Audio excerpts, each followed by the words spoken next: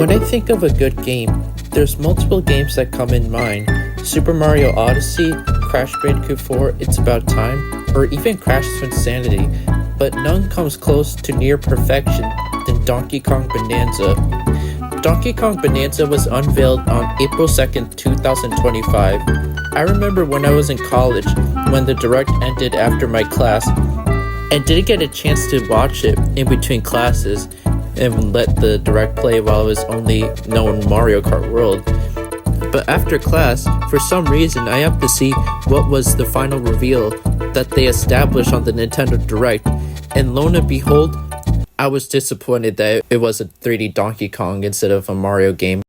But don't get me wrong, I love Donkey Kong, but I wasn't a huge fan of the series like Mario, and that's it.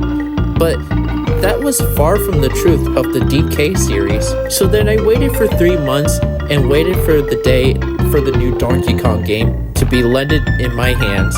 Now Donkey Kong Bananza, I think this game is amazing. There's no other game that goes this hard than Donkey Kong Bananza. This game specifically takes all the complaints that Mario Odyssey has and improves upon it.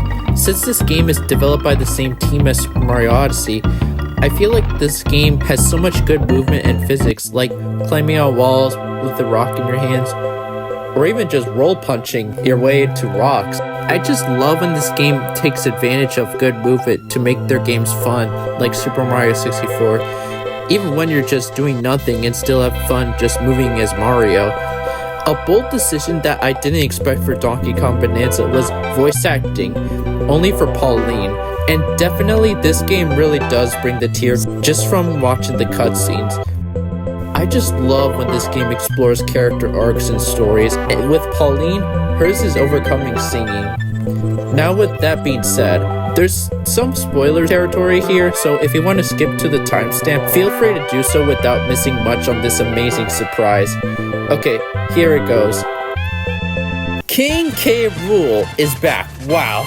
I still can't believe they actually got the main crocodile in the game. Ever since I saw him in Smash Bros, this was a big deal, especially for being the main villain in the Donkey Kong series. So having him back after the Tropical Freeze bad guys from a decade ago, and man, when playing through the game level by level and not seeing King K. Rool in sight, I always thought this is it.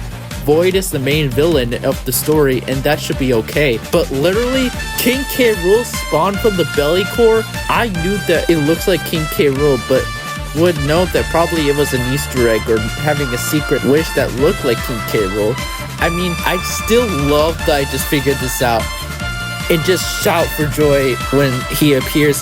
Well, to be fair, just seeing King K. Rool again in New Donk City and just fighting him in your Kong Bananza form, that is literally aura farming right there. This game is nearly perfection, and it's close to being the definition of perfect. In fact, I just love to talk about it a little bit more just by the speedrunning community.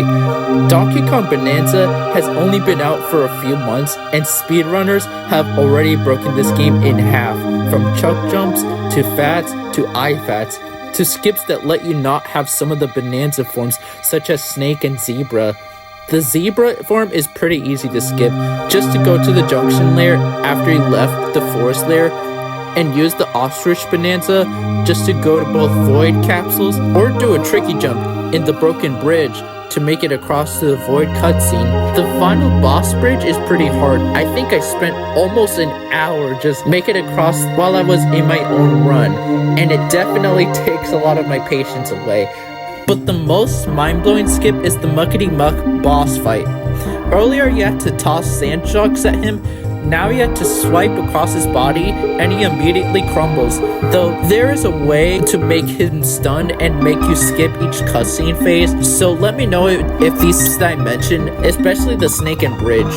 Oh, and I think there's this obscure tech that was rarely used based off an indie film that not a lot of people talk about. I think it's its signature catchphrase called Chicken Jockey? Well, I guess other than that, this video game is amazing.